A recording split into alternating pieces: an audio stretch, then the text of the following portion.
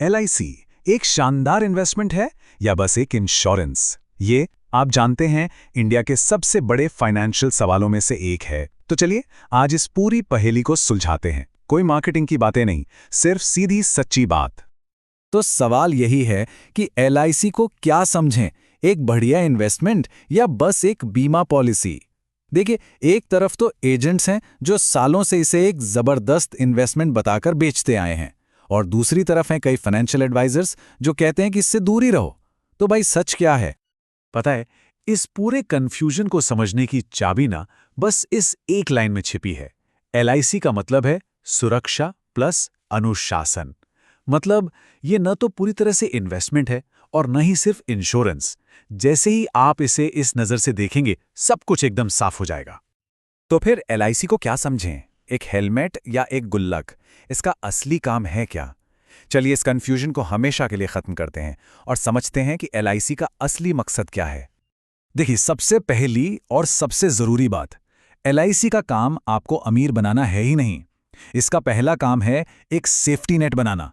मतलब भगवान न करे अगर कुछ हो जाए तो परिवार को फाइनेंशियल सिक्योरिटी मिले। और इसका दूसरा काम है एक तरह की जबरदस्ती वाली बचत करवाना, जिससे धीरे धीरे पैसे बचाने की आदत पड़ जाए। इस तस्वीर को ना अपने दिमाग में एकदम बैठा लीजिए।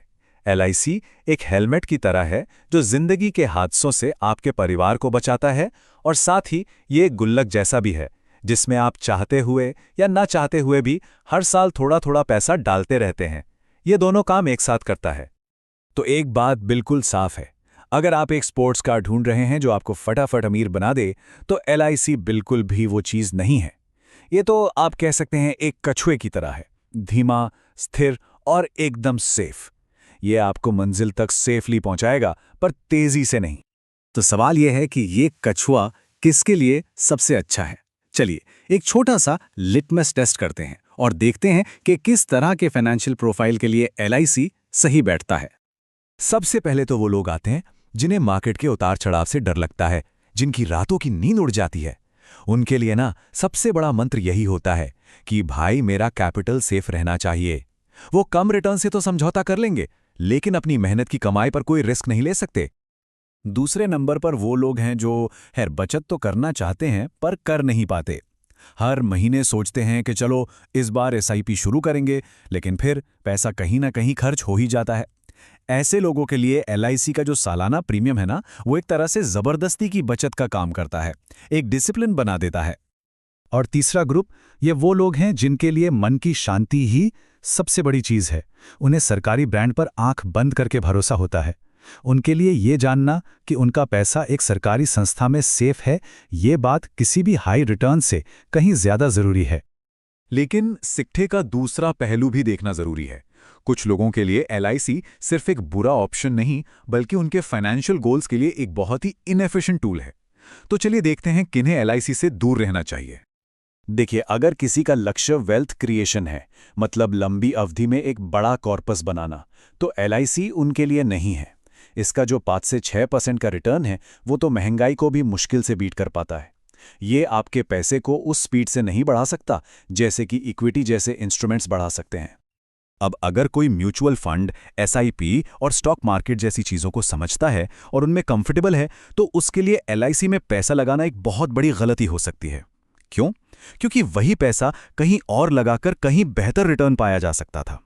इसी को हम अपॉर्चुनिटी कॉस्ट कहते हैं। और ये बात खास तौर पर यंग प्रोफेशनल्स पर लागू होती है। देखिए, आपके पास वक्त है, जो इन्वेस्टमेंट में सबसे पावरफुल चीज़ है। LIC जैसे कम रिटर्न वाले प्रोडक्ट में पैसा लॉक करके आप असल में कंपाउंडिंग की जादुई ताकत को खो देते हैं। वो ताकत जो आपके पैसे को कई गुना बढ़ा सकती है, और ये एक ऐसी गलती है जो बाद में रिटायरमेंट के समय बहुत भारी पड़ सकती है। अच्छा, बातें तो बहुत हो गईं। अब जरा आंकड़ों पर आते हैं। चलिए एक हेड टू हेड कंपैरिजन करते हैं और देखते हैं कि प्रोटेक्शन और ग्रोथ के बीच चुनाव करने से असल में फर्क कितना पड़ता है। तो मान लीजिए कोई हर साल 1 लाख रुपए इन्वेस्ट करने का फैसला करता है, पूरे 20 साल के लिए। अब उसके पास 2 रास्ते हैं। पहला रास्ता LIC का है और दूसरा रास्ता है इंश्योरेंस और इन्वेस्टमेंट को अलग अलग रखने का। तो चलिए देखते हैं कि 20 साल बाद ये दोनों रास्ते कहां जाकर खत्म होते हैं। ये टेबल अपने आप में पूरी कहानी कह देती है।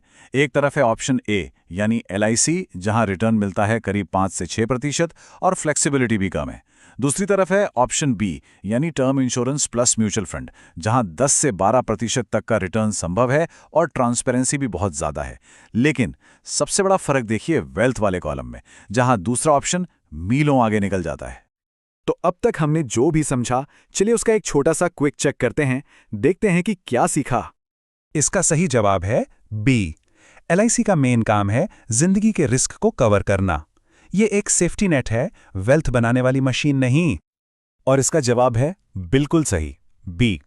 इसका रिटर्न फिक्स डिपॉजिट या बॉन्ड्स जैसा ही होता है, मतलब सेफ लेकिन धीमा। और ज्यादातर लोगों के लिए इसका जवाब होगा बी यानी नहीं। क्यों? क्योंकि अपॉर्चुनिटी कॉस्ट बहुत ज्यादा है। तो देखिए, आखिर में बात ये नहीं है कि कौन सा प्रोडक्ट सही है या गलत। बात यह है कि किसी की फाइनेंशियल प्रोफाइल और गोल्स के लिए क्या सही है। जो एक इंसान के लिए सुरक्षा का कवच है, वो दूसरे के लिए एक गंवाया हुआ मौका हो सकता है। तो चलिए इस पूरी बात को एक आखिरी यादगार लाइन में खत्म करते हैं। अगर इस पूरी चर्चा से सिर्फ एक बात याद रखनी हो तो वो ये है, बस इस एक लाइन को समझना, यानी प्रोटेक्शन और ग्रोथ के बीच के फर्क को समझना ही एक स्मार्ट फाइनेंशियल फैसला लेने की पहली सीढ़ी है।